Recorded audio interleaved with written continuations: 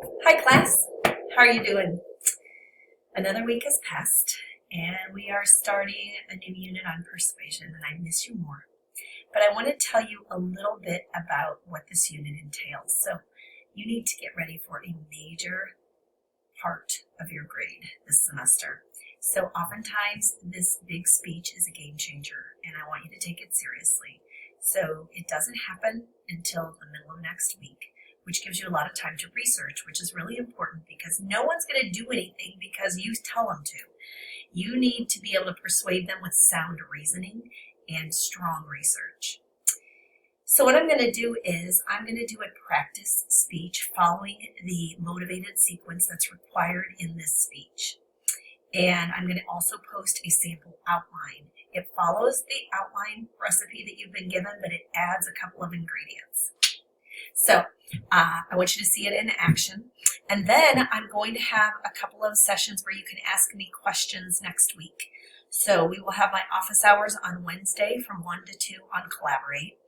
And then if you want to do another practice session, email me and I will set up a Zoom invitation for perhaps Friday. So we're going to just get started going through these PowerPoints. And so if you want to listen to this PowerPoint after you look at it, or if you want to listen to this lecture in congruence with the PowerPoint, that would be fine too. So persuasion is if you think about it, if I were in class with you, I would put on the board, power is, and I would ask you to fill in the rest of the sentence. So think about that. If you had to finish the sentence of what power is, what would you say next? And then I would write on the board underneath it, persuasion is. And I would ask you to fill in the blank there. Not with one word, with a sentence or two sentences. So in your mind, what is the critical difference in power versus persuasion? We would discuss that. And we would arrive at a definition that hopefully says that power is different from persuasion, because with power sometimes you can just say, do it because I said so. And we're going to talk about tactics like that. But you can't do that in a speech. You have to give people reasons for action, because we know that the default is that we would like to do nothing. And my fear with this sheltering in place is that we're going to get used to doing less, and it's going to be a real kickstart when we get to go back to what we did before. But the difference is that persuasion gives people the freedom to reject your message that power doesn't often do. If you advocate from a position of power, you can just say, listen, we are closing your business down. But if you just have to persuade people that maybe it would be in the best interest of the health of our community if you would choose to close, then you have to have stronger arguments. So that's where we are. Because the audience doesn't have to listen to you, because you can't mandate their behavior, you have to give strong reasoning. So the difference between power and persuasion is the freedom to reject that message. So how we define persuasion is the art of influencing people's behaviors, values, or beliefs. Now, it's easier to see their behaviors. It's harder to measure if you're making change at the value level. But oftentimes, behavioral level stems from a value change. So you can decide, you have a couple of options during this speech. You can ask us to think differently, or you can ask us to do something specific. And you get to decide, and the format that I give you, the 5-step process, is going to work for both of those choices. So the second slide goes to who the father is of persuasion. And I showed this stone-faced man, and I asked who he is, and his name is Aristotle. And Aristotle gave us 3 proofs. And he called these persuasive artistic proofs. And he meant that you could package them in a speech, and that would make your position stronger. But he also acknowledged that there were some inartistic proofs, behaviors that went on as well. And those were some of the ones that are less talked about, but we know are very, very persuasive, such as lobbying efforts, such as ultimatums, such as arm twisting, such as deal making, such as pork being put at the end of bills. Sometimes it's just the way the game is played. You owe me one. And there are people who, I remember when John Shimkus was talking about the healthcare reform bill, and it was like this big, stacks of pages. And he said, I read the entire thing. And I thought, is that a big deal? Like, shouldn't every voted official read what they're going to be voting on? And he said, no, that's not the way it often happens. He goes, but this is transformative change for our healthcare, and it's important for me to read it. So sometimes I think a lot of the way Springfield works or Washington, D.C. works is that people just collect their votes, not necessarily based on the strength of what they're voting for, but who is asking you for that vote. So the three things that Aristotle advocated to put in your discourse are ethos, pathos, and logos. And you are going to need to list where in your persuasive attempt you are placing claims of ethos, which means credibility. You've always done that in the introduction, but now I'm going to ask you to distribute that ethos throughout the speech. Never ask people to do something that you're not willing to do yourself. That's why I think Undercover Boss is such a great show, because it shows that bosses are willing to work the front lines to know what it is to wait on customers. And that's important if you're asking people to represent your company. Logos are your arguments. And that's what I think I would start collecting right now, is reasons why people should do what you're going to ask them to do, or think how you're going to ask them to think. If you're going to ask them to vote, then give us a reason to say that, your vote matters, your vote counts. And often elections are won based on small margins. And then pathos is sometimes what people think of as the cheap shot, the emotional one. And I think of it as a really powerful motivational tool, is because we know that people are emotional people. We know that you might buy things emotionally. That's why they put impulse items at the checkout, because sometimes we buy things because our kids are good for the last 20 minutes and they deserve a prize. Or sometimes we're hungry. And so we make choices that our stomachs say is a good idea, even though our brains are like, that was a terrible choice. So pathos is when you pull at people's heartstrings. It's the sympathy vote, if you want to say. It is the commercials of all the dogs that needed to be adopted, and the music that makes you want to do it.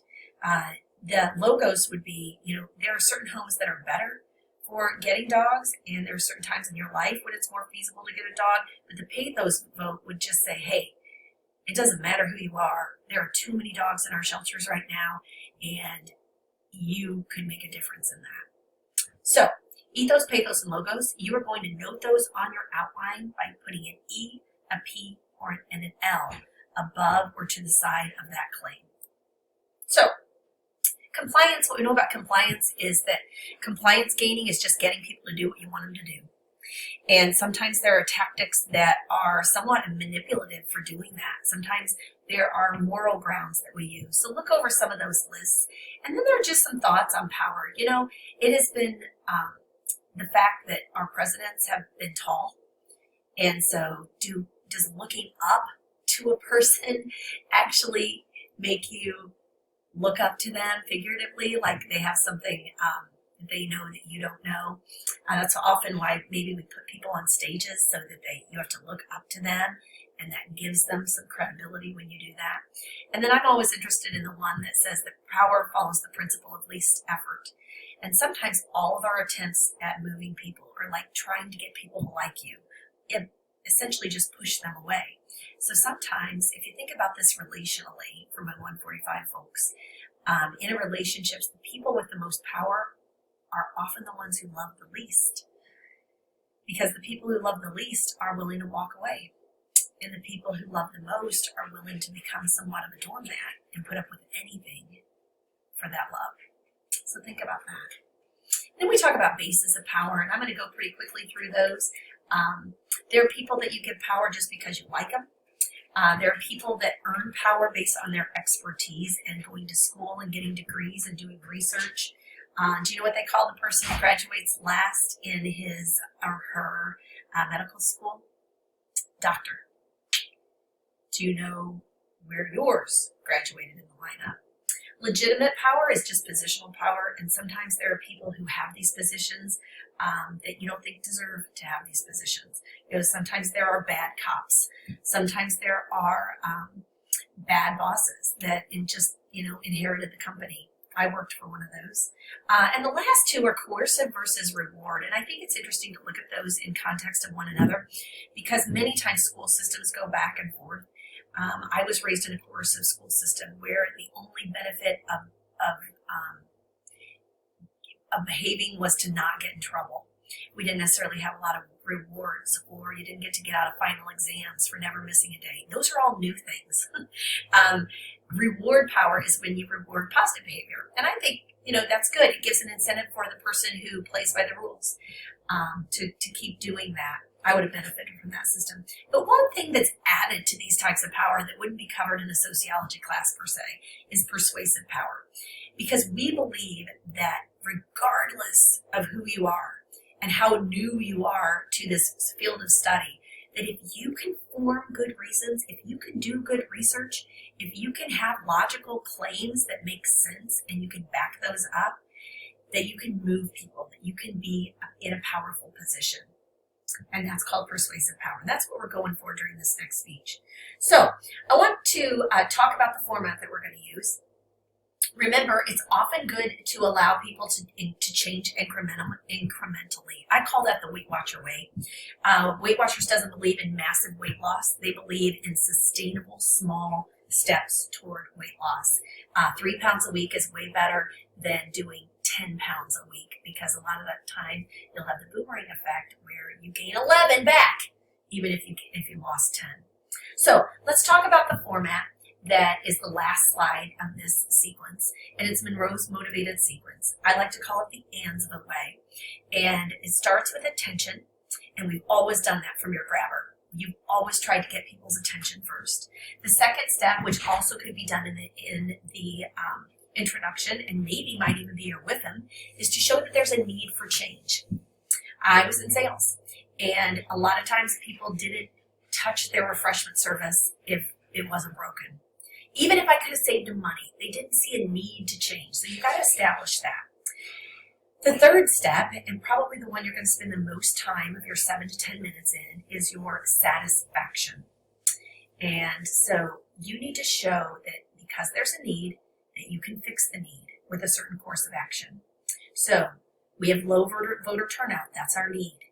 And making voting easy, maybe having an online feature for voting, if you could manage that, make sure people didn't overvote, vote twice. Laying out a way, a plan. And then the fourth step is often the one that doesn't feel natural to my speakers, and that's the visualization. Visualization can take 2 paths. I like to call it the high road and the low road, but it's really not. It's positive and negative. You can say, if you want to say positively, imagine a world where everyone gave blood. Imagine having no shortages in the summer. Imagine people lining up and wanting to do this citizen role, take on this role of helping other people. Or you can take the low road, and that's what they often do with young and immature audiences, because they have found that that's what works with that age group and that demographic, is to give smokers the charred organs of smokers in formaldehyde. Do you remember that day in health class, maybe middle school? Or to have those posters where they have the person with the trach who says smoking is glamorous. Those are lasting images. And we found that makes a difference. Again, with young and immature audiences, negative visualization may be the path to take. And then you have to do this. And if you look, I challenge you, look at the rubric that you're going to be assessed with for this final speech. This speech often changes people's grades. So make sure that you can do, you're going to have points for ethos, pathos, and logos.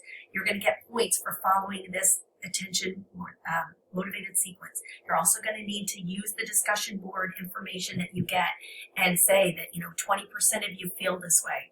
But the final step is a call to action, and that's what I just did. I want to challenge you right now to go look at the persuasive rubric so that you are fully aware of what is needed and required for this game-changing speech. I hope you're doing well, and I'm available. eegrant.lc.edu. Stay well.